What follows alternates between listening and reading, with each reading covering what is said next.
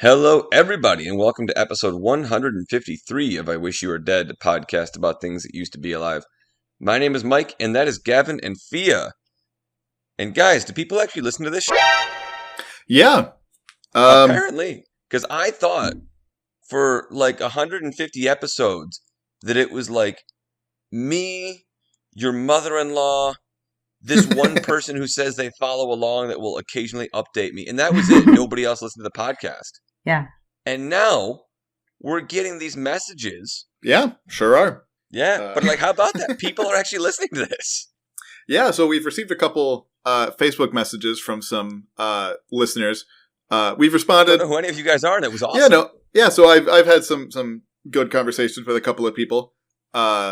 Yay. And you know who you are. I'm not going to shout you out and dox you. Apparently that's illegal now on Elon's internet.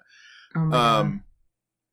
But one of you sort of gets basically, long story short. So today we're doing part 2 of the Scopes trial. So highly recommend, if you did not listen to last episode, go do that right now.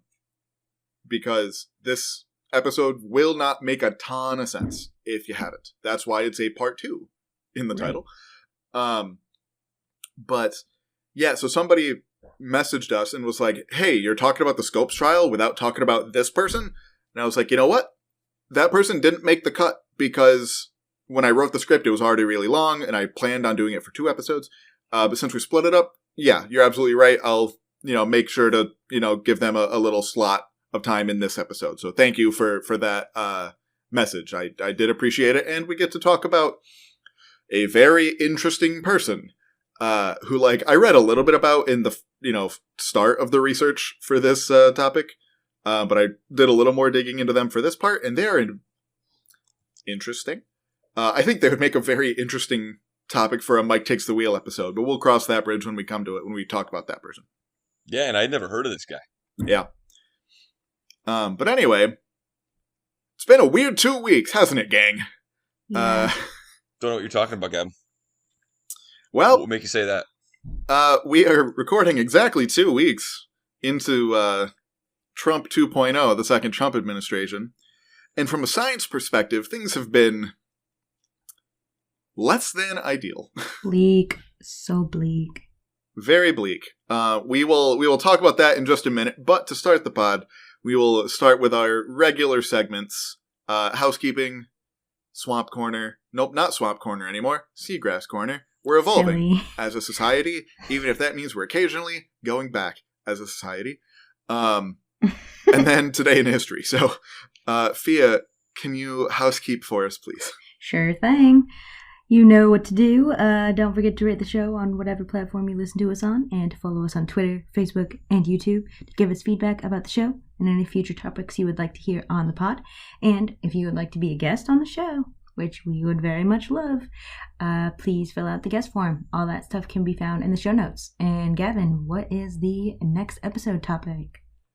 Yeah, so I debated having next episode be talking about all the ways that the federal government has its hands in just the infrastructure of science in this country, but I figured I don't want to do cultural analysis for 3 episodes in a row. That sounds terrible. So, next episode, we're talking about my personal favorite chunk of geologic time, the Miocene epoch. That is the span of time from about 23.3, I think, is the official date for that, all the way through about 5 million years ago. This is, the time slice that all the critters that I did for my master's research that I worked on, and all the fossils that I worked on for that were from this time period. So we're going to be talking about that in all of its interesting, eerily familiar, but still very strange ness compared to today. So that's what we're going to be talking about next episode. Very All right. cool. Yeah, so with that, Mike, what happened today in history? Yeah, so looking through, not a whole lot of stuff that was super interesting that I wanted to pick, but we're going to go with, on today's dates, February 5th, 1924, the first Olympic Games close in Chameau, France. And if I mispronounce Chameau, I don't care. but He is not Yeah. French. Okay. no, not French. I'm not going to pretend to be French. Quick story about France. Actually, when I say about France, I mean about Canada. Okay. But I got asked to go on a school trip to Quebec Okay. with the French kids just because they needed a male chaperone. Sure. And I got all excited. I tried to learn a couple of words in French just to try and help out, even though I don't speak French and there was no reason to be asked, other than the fact that I was a male chaperone. And I get up there and I'm in a store, and this one person says bonjour, and I say back bonjour, buddy.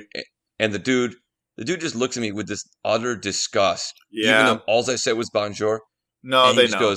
He just goes, dude, I speak English, and I tried so hard, and there was nothing there. So Yeah, it's interesting. Maybe not since in the past week, maybe this has changed.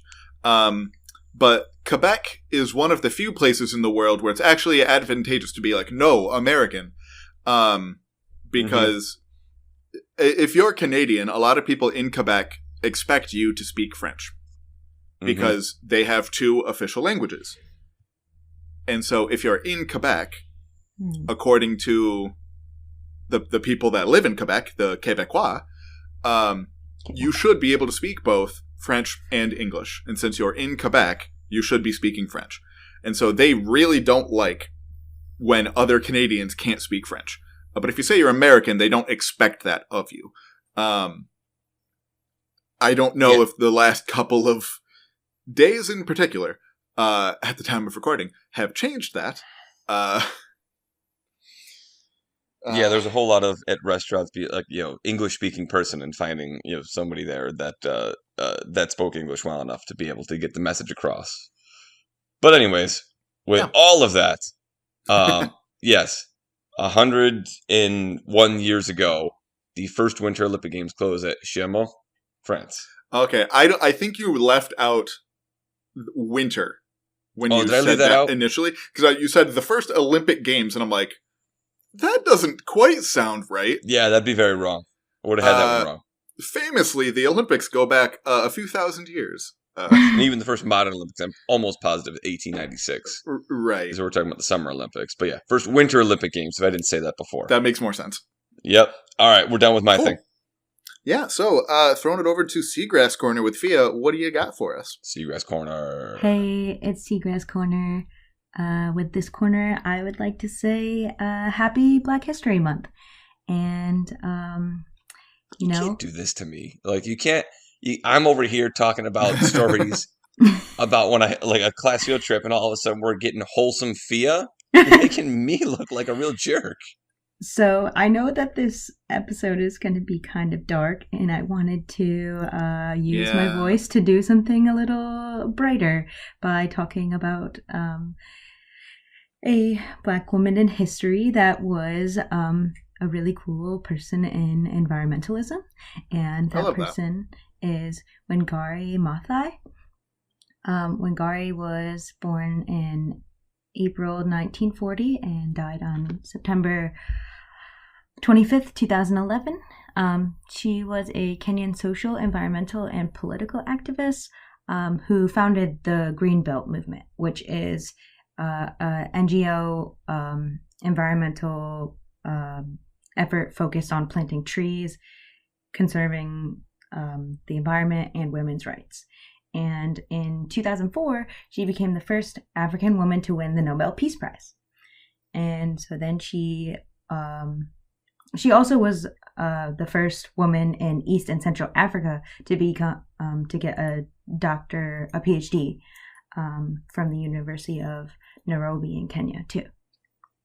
So shout out to her and Happy Black History Month.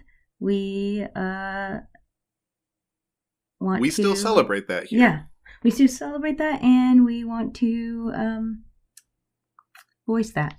So everyone is welcome here. Yes. Yeah, awesome. Thank you for that, Fia. Now, unfortunately, like Fia mentioned, this episode's going to be not great. So first, last episode, if you might remember, I said I was going to sort of keep track of some of the various goings-on, and I tried to narrowly be focused on the science aspect of what the Trump administration is doing.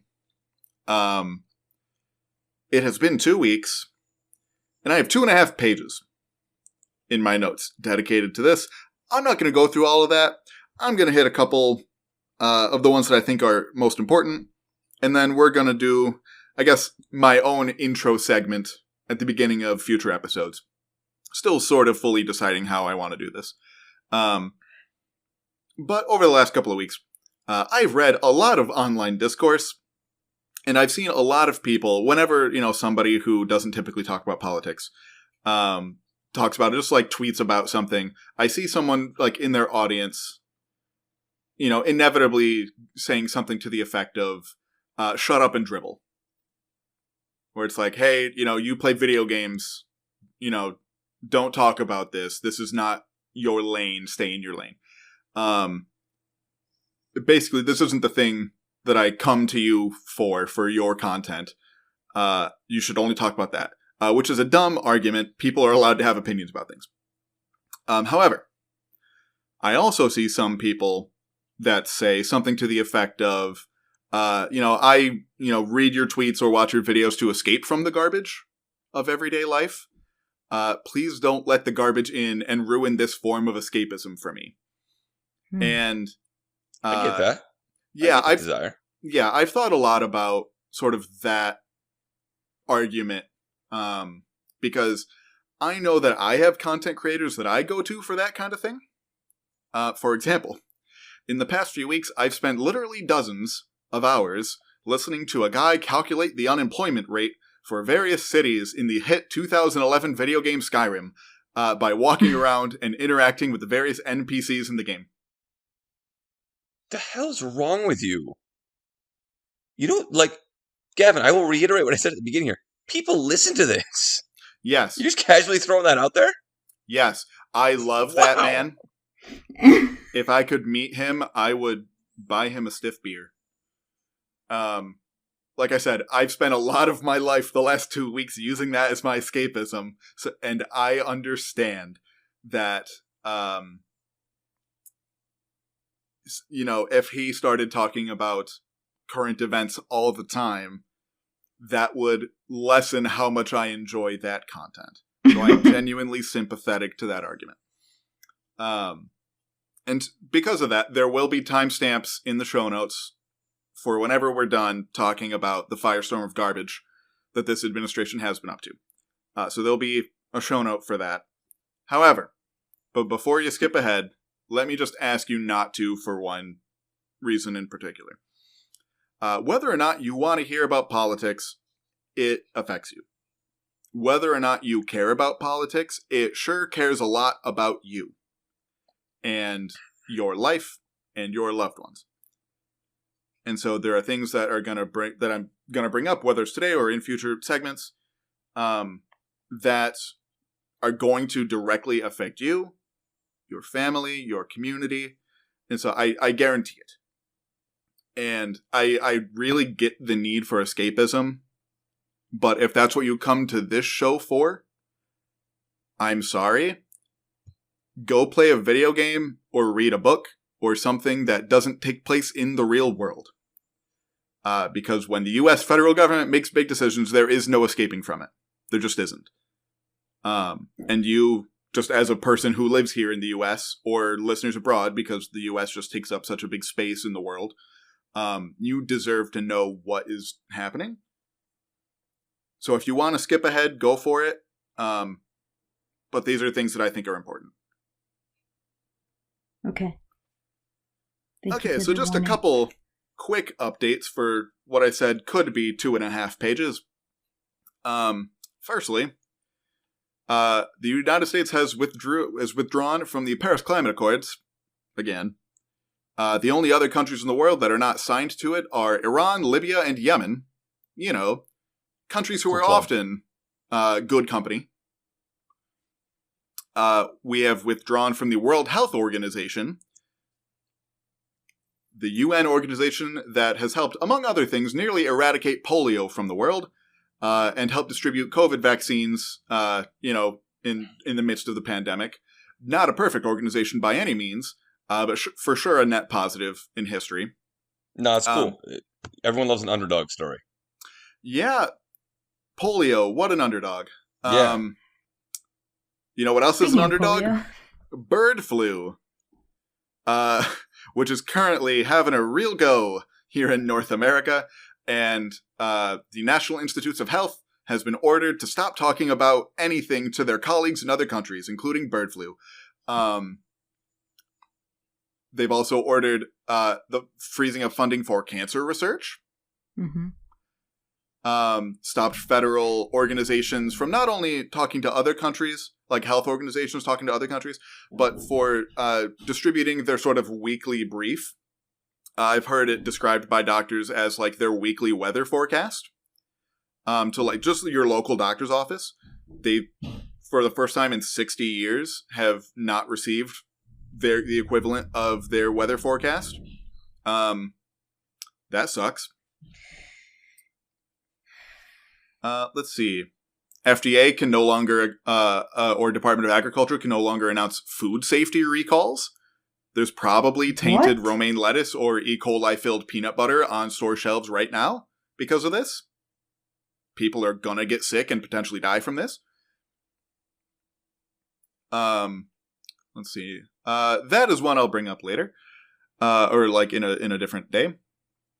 They have announced that there are only two genders, which is sociologically, psychologically, and biologically not correct.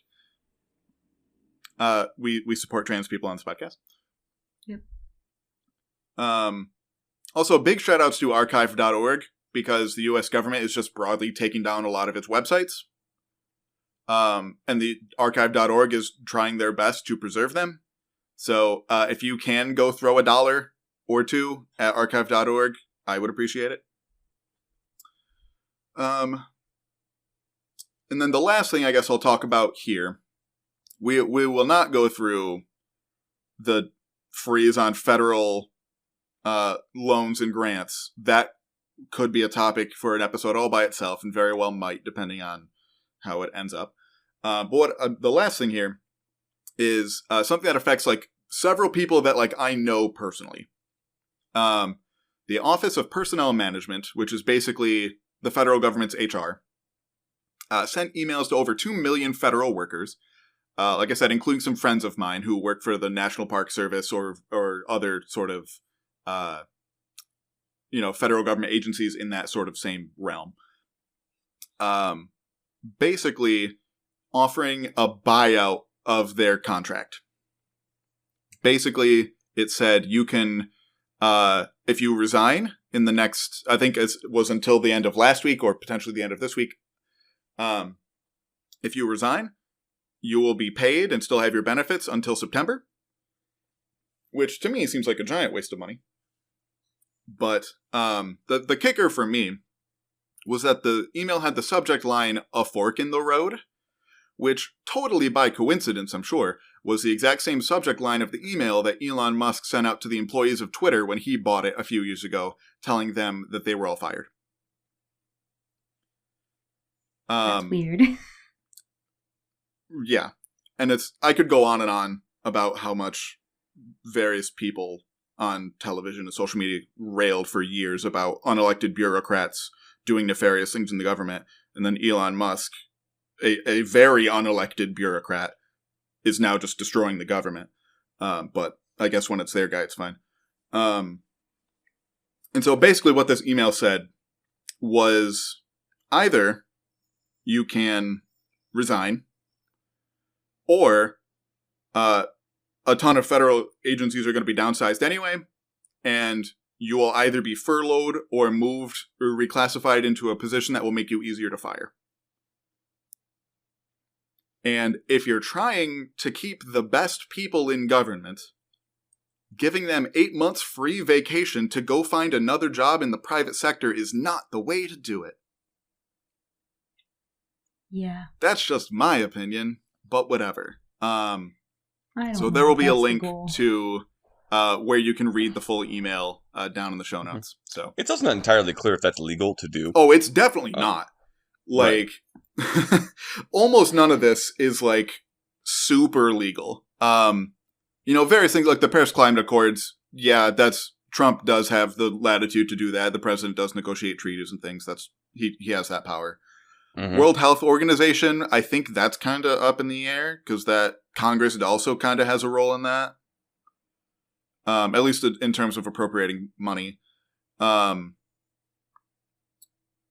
there's been a lot of questions about the legality of various things that this administration has been doing, especially regarding, like, what is Congress's job and what's the president's job? Because Congress seems to be doing its job less than usual lately.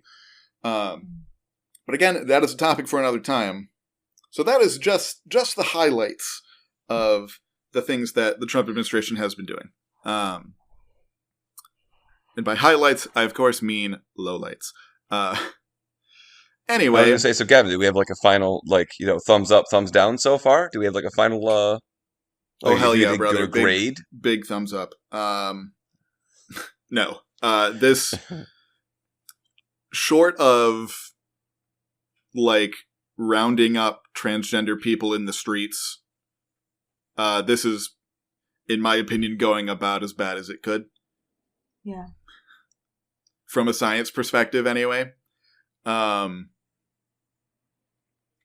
again, this isn't even factoring in the freeze on federal funds, or like federal loans and things, which is also very questionable whether that is legal or not, because Congress says to spend the money, and that's kind of Congress's whole deal. If the president can just say, hey, like the president could just say, hey, Congress, all this money that you told me to spend, I'm going to spend none of it. What's the point of Congress? That's just my thought, but whatever. Anyway. There's also some Richard Nixon stuff surrounding that. Oh, there's some big Richard Nixon stuff. Yeah. I think, which doesn't inherently surprise me, just given a lot of, if you know anything about like the people who friend of the pod, Richard Nixon. Friend of the pod. If you know anything about a lot of the people who Trump, like, sort of viewed as his mentors when he was sort of coming up and, like, learning the world, like, learning business and things. For example, the guy who was sort of McCarthy, like, from McCarthyism that you learn about in social studies class, the guy who was, like, his protege, Trump was his protege. Which in hindsight explains a lot. Anyway, welcome back to anybody who decided to skip that. I hope you have slightly less gray hair than I do now. Let's recap last episode, just briefly.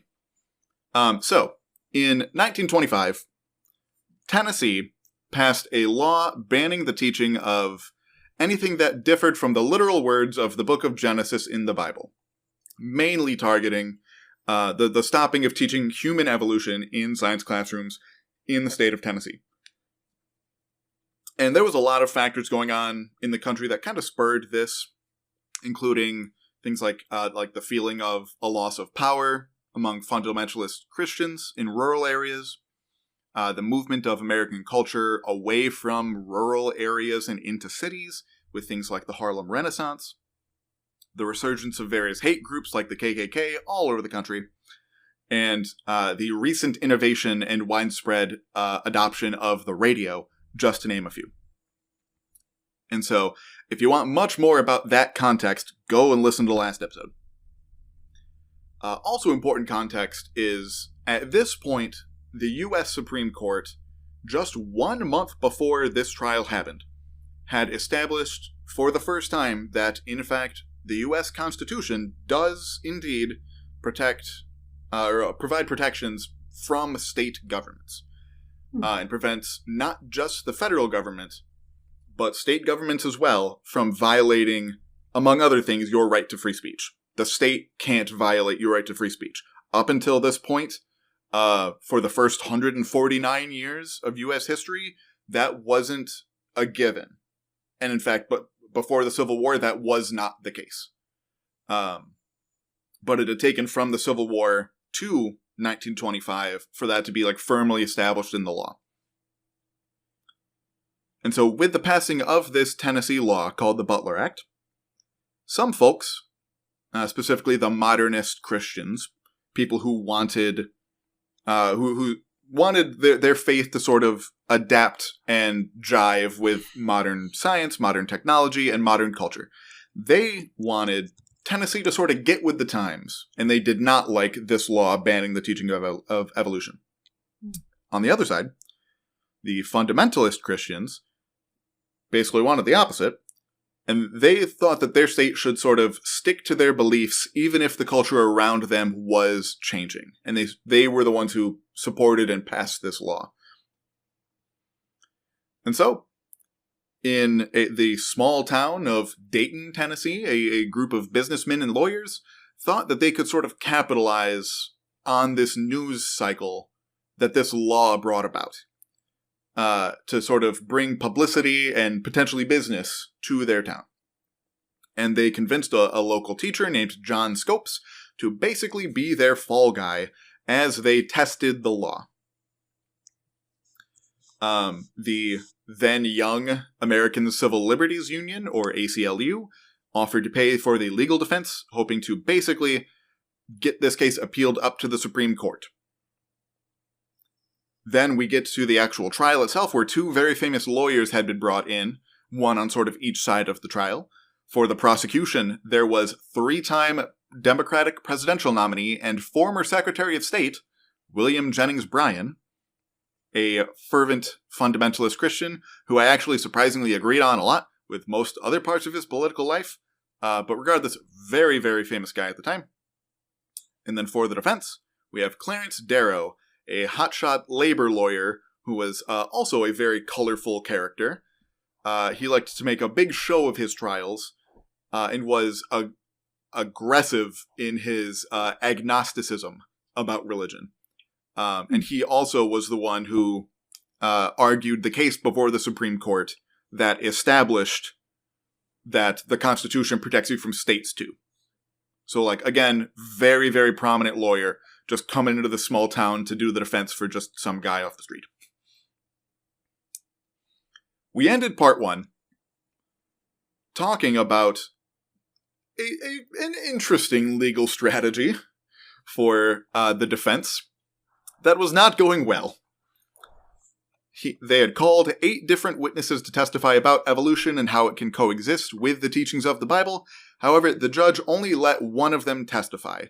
And because, after all, this trial was just a criminal trial about whether Scopes had broken the law or not about whether the law itself was valid. And so as a last-ditch effort, Darrow, the defense lawyer, had called the prosecution lawyer, William Jennings Bryan, as an expert witness to testify about the Bible. Since all of his witnesses that supported the teaching of evolution were deemed irrelevant, and here, after that Law and Order-esque legal maneuver, is where we actually pick up with the story. Calling the opposing counsel, as I believe we discussed last episode, an odd move. Not something, one of our friends is a up-and-coming lawyer in New York City. Granted, she's not a trial lawyer. But I think she would probably say that that's not something she learned to do. Should we try and call her right now on the podcast? We'll have her submit an amicus brief. Understood. Yeah, I bet She has better things to be doing at 8 o'clock on a Monday. I don't think that's true, but fair enough. Yeah, I mean, she lives in New York City. I bet she has a lot of things to do. Anyway, yeah, so calling the opposition lawyer as a witness for your case generally is not good. But Bryan, the prosecution lawyer, accepted on the understanding that he would then be able to question Darrow, the defense lawyer, afterward. Sort of a tit-for-tat sort of thing. And somehow, the judge let this happen. If you are a judge, don't let this happen. Though clearly he regretted it, because after only about 2 hours of Darrow and Brian going back and forth with questions and assertions not at all pertaining to the case at hand, the judge angrily adjourned court for the day. And so the questions that Darrow asked Brian aren't particularly relevant, to be honest. It was kind of sort of some of the classic gotcha questions about the Bible. Like, for example, one that, whenever you sort of look up stuff about this is one that'll come up if you, try to look at, what exactly they said to each other. In that, where did Adam and Eve's 3 sons get their wives? Since they only had 3 sons? If they're the first people, where did the sons' wives come from? To which Brian humorously replied, quote, "Leave the agnostics to hunt for her." Which apparently got quite the laugh. Sure. I guess that passes for a joke in 1925. And so by this point in the trial, the trial had garnered significant media attention. As we talked about before, this was the first trial in U.S. history, I think in world history probably, to be broadcast nationwide and internationally over the radio. Radio was a relatively new thing, at least public radio. In World War I, obviously the military had radio and stuff. But as often happens, the military has it first, and then it becomes more publicly available. That's how the internet happened. That's how GPS happened. And so by this point, people were, radio was sort of the new thing. And the trial had been going on for about a week by this point. And it had become such a zoo, quite literally, because some people who came to watch thought it would be funny to bring live monkeys. Sure. And with so many spectators, they actually had to move the trial out onto the courthouse lawn. It was also July in Tennessee and was also very hot in the courthouse. There was air conditioning didn't exist yet. So on sort of the last couple of days in the trial, they had to have it in sort of the open air, which means we have a lot of very good photos from this time, from after it got moved outside. That's when you see most of the photos of the trial are from. Mm-hmm. And so the trial only lasted about 8 days. And after one last try to admit some evidence that also got denied by the judge, Darrow, the defense lawyer, basically told the judge that they cannot dispute the fact that Scopes taught human evolution, so let's just get this over with. Oh my gosh. So, he told the jury as they walked in, quote, "We came down here to offer evidence in this case, and the court has held under the law that the evidence we had is not admissible. So all we can do is to take exception and carry it to a higher court to see whether the evidence is admissible or not. We cannot even explain to you that we think you should return a verdict of not guilty. We do not see how you could. We do not ask it." Unquote. This is for the defense, right? Yes. How about that? He's basically saying, we can't present evidence, so I can't even ask you to say not guilty, so I'm not going to ask you that. It's like, convict me, bro.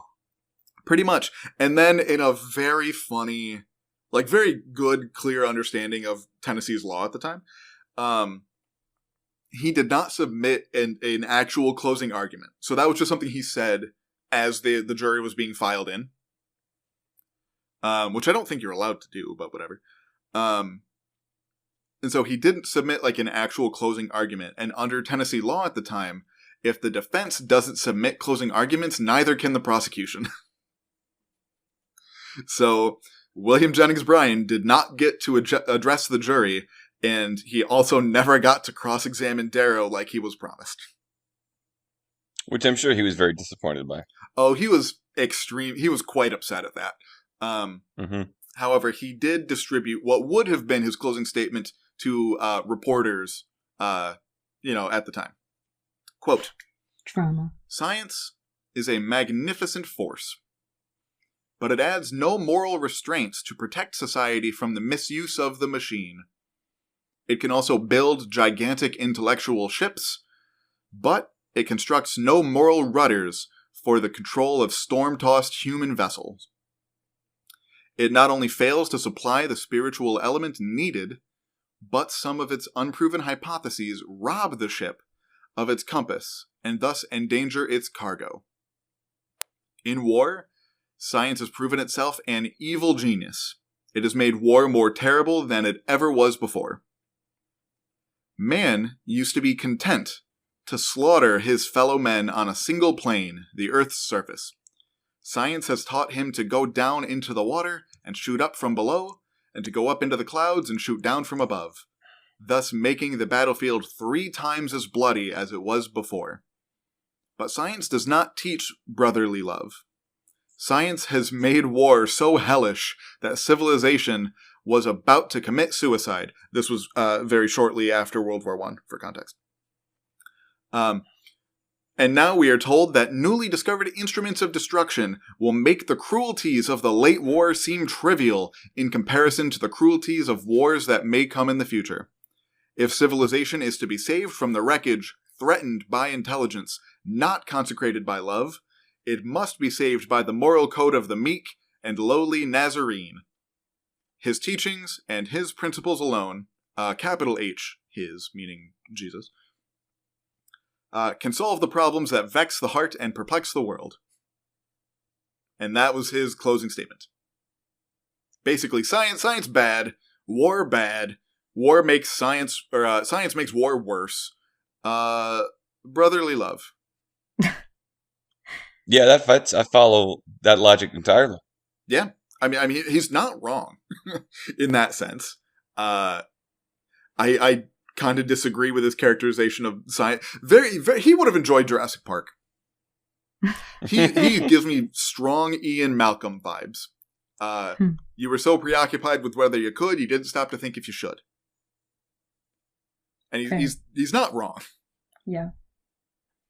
And so, after only 9 minutes of deliberation, Scopes was found guilty and fined $100, which What? in 1925 money was about $1,800. Still. It's a lot all of of money. all of this circus and hundreds of thousands of people and monkeys coming into the small town of Tennessee It's not that much money. for $1,800. That's like... For a teacher, it's like, yeah. But like, Right. for Yeah. like regular people, you Yeah. know, we care a lot. But that shows, I mean, that partly shows the power of like this new medium of radio and like what Exactly. could be done. This was just happened to be the sexiest thing at the time going on. Yeah. And so the judge was seemingly so eager to just be done with this case that he handed down the fine without giving Scopes a chance to speak, which you're entitled to before sentencing. And so when this was pointed out to the judge, and for the first time during the entire events of the trial, Scopes himself spoke publicly, and he simply said, quote, "Your Honor, I feel that I have been convicted of violating an unjust statute. I will continue in the future, as I have in the past, to oppose this law in any way I can. Any other action would be in violation of my ideal of academic freedom.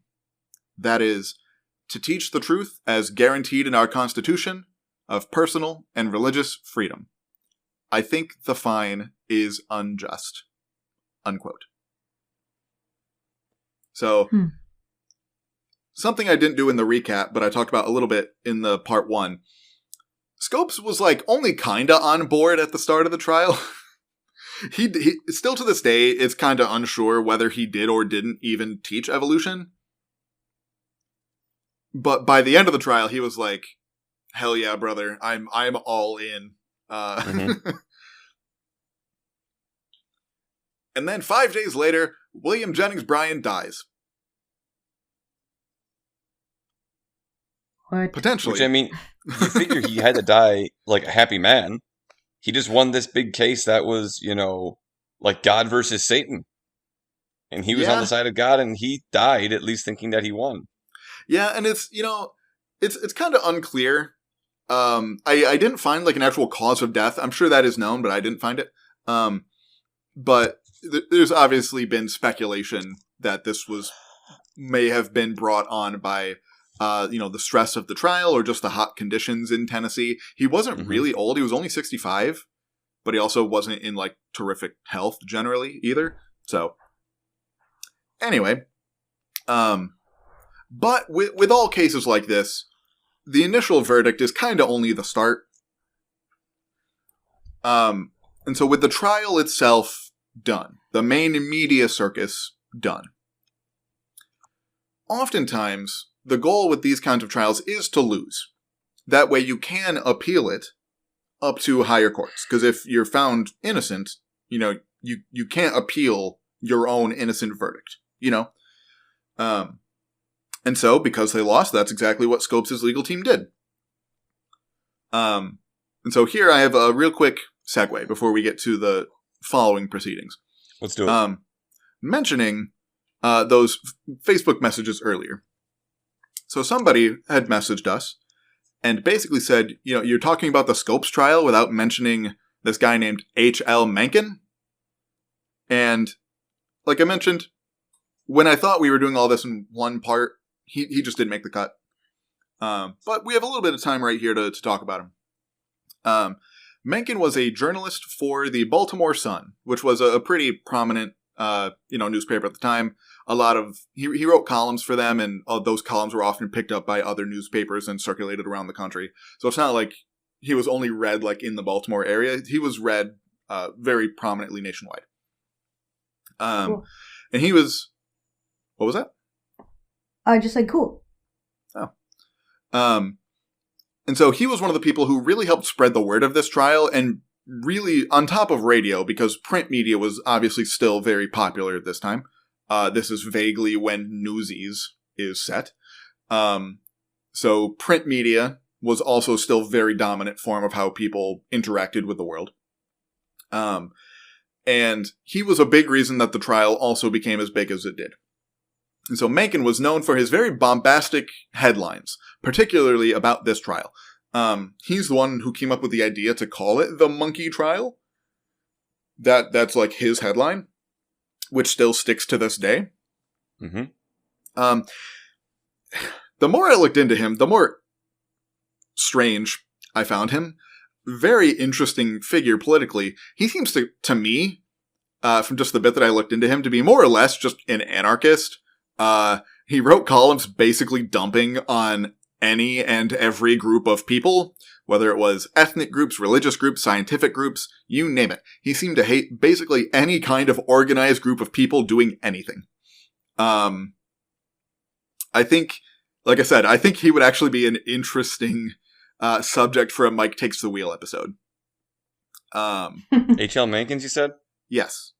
See, hearing it out loud now, I've definitely heard that name before. I don't know anything about him still, but we'll put him on the non-existent list. Okay. And we'll see what happens, 20 minutes before we're set to do the next Mike Takes the Wheel episode. Yeah, so he, interestingly, because, he continued to write, this isn't that far before World War II. He was quite anti-Semitic.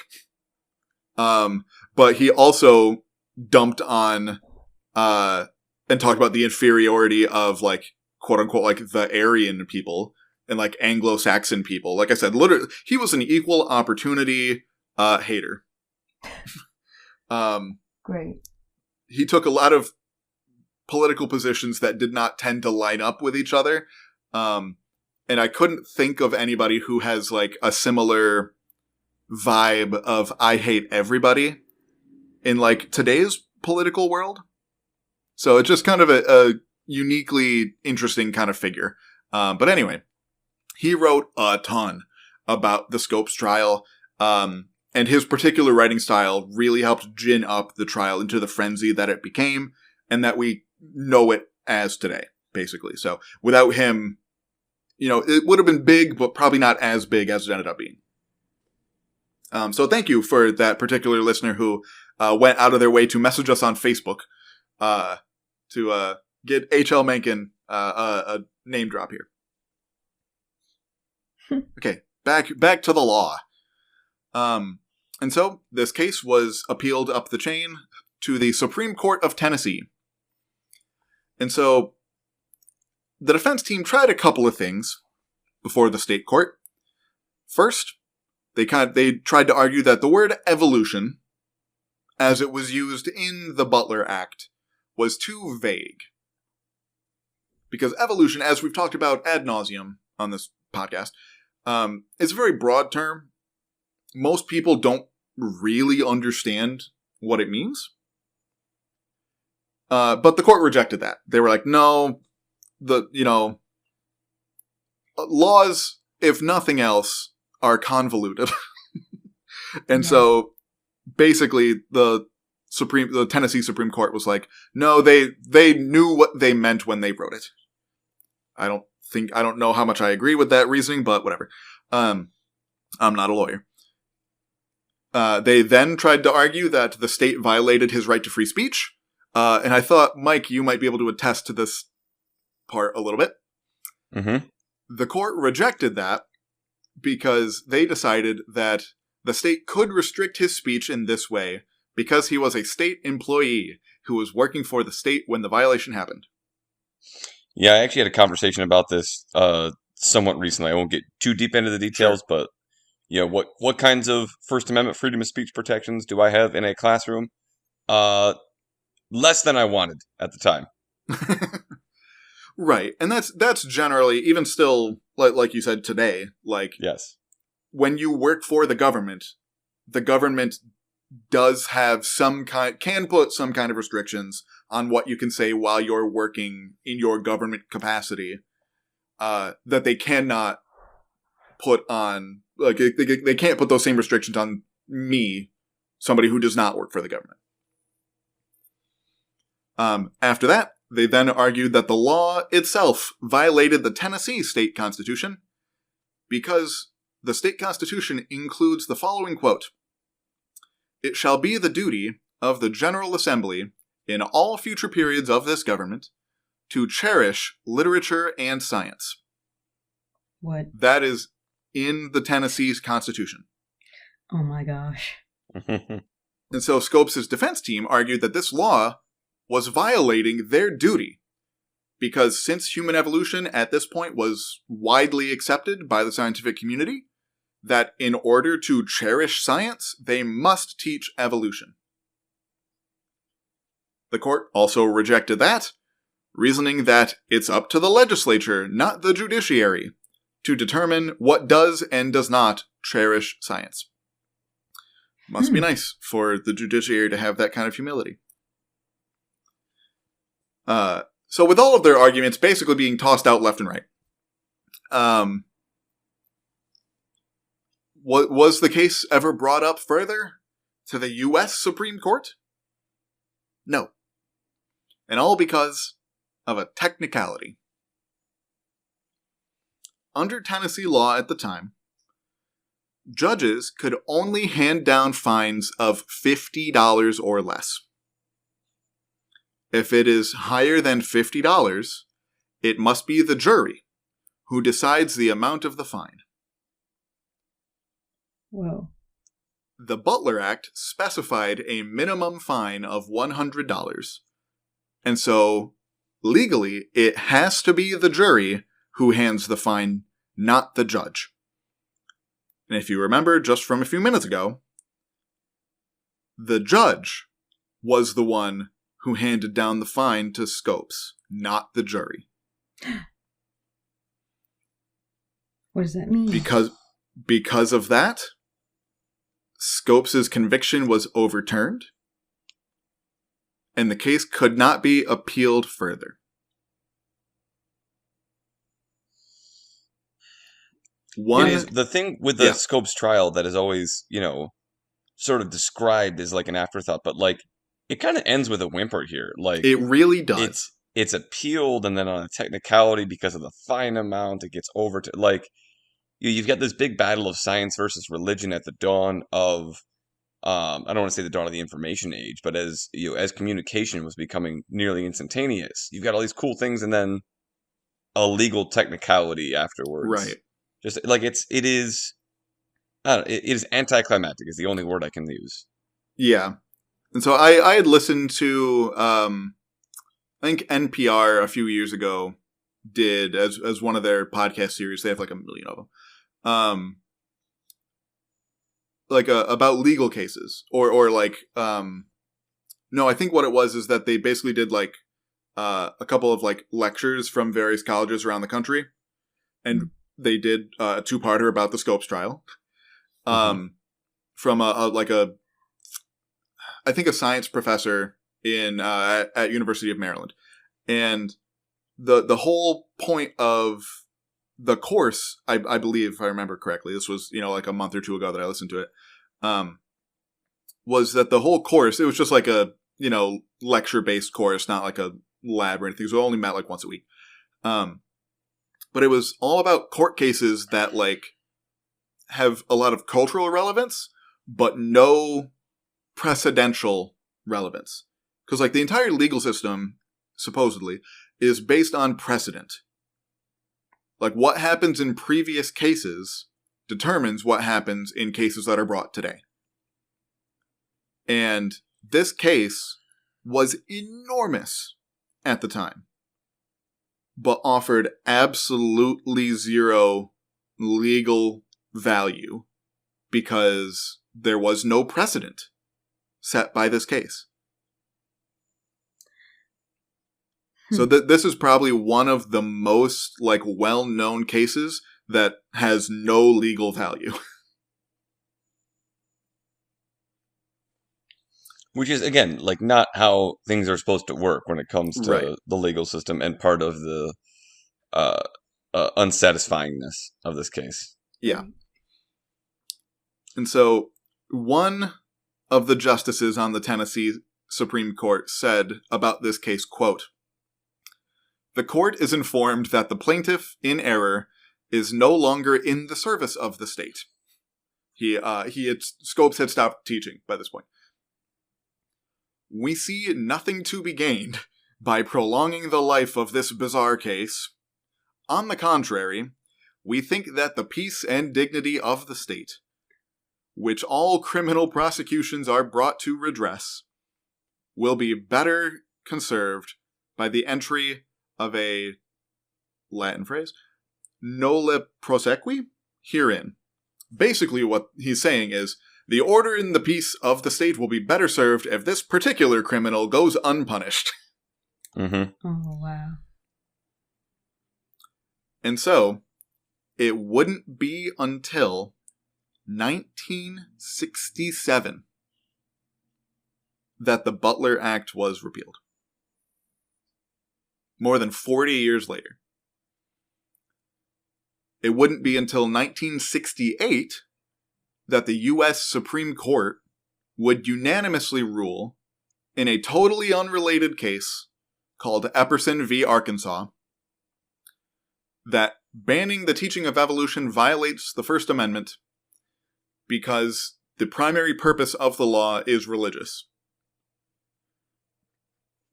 In that case, the court said, quote, "The state has no legitimate interest in protecting any or all religions from views distasteful to them," unquote. Yikes. And so, like I said, Tennessee had repealed the Butler Act in 1967 after a teacher in Nashville was fired for violating it. He filed a class action lawsuit, which is sort of a civil suit. It's when people who have been wronged by a particular law like get together and file a lawsuit. And the legislature just didn't want to deal with it, and they repealed the law. And so I wanted to sort of end this, first couple episodes of this new, administration here in the U.S. just mentioning Epperson v. Arkansas. Because Never heard of this. neither had I. But if you're paying attention to various laws being passed around the country by state legislatures, you'll know that several states are doing things like restricting what teachers can and can't teach on grounds that sure seem to be based in religion. Or, for example, Oklahoma recently passed a law that said that the 10 Commandments must be displayed in every state-funded classroom. Oh my gosh. Blatantly unconstitutional if current rules were applied. However, Right. how confident am I that current rules will be applied? Yeah. Not a topic for this podcast. Right. And basically, just saying this to keep an ear out for Epperson v. Arkansas in the next handful of years, since the current Supreme Court doesn't seem to care much for legal precedent anymore. I would not be surprised at all if a case revolving around Epperson v. Arkansas ended up before the Supreme Court in the near future. Oh no. And so once again, to sort of echo the sentiment from part 1, time is a flat circle. I'm ready to go to sleep. I don't know about you guys. Yeah, I'm ready to call it. Yeah. Well, thank you, Gavin. Thank you, everybody, for sticking with us, processing not just the Scopus Monkey trial, but a number of other things going on in the world here. In episode 153 of I Wish You Were Dead, a podcast about things that used to be alive. My name was Mike, that was Gavin and Fia, and let's hope things are better in 2 weeks, which is the next time we'll see you. But until then, take care, everybody. This episode of I Wish You Were Dead was written by Gavin Davidson and hosted by Gavin Davidson, Mike Bryson, and Finella Campanino. It was sound edited and edited for YouTube by Gavin Davidson. Special thanks to former guests of the pod and to listeners like you.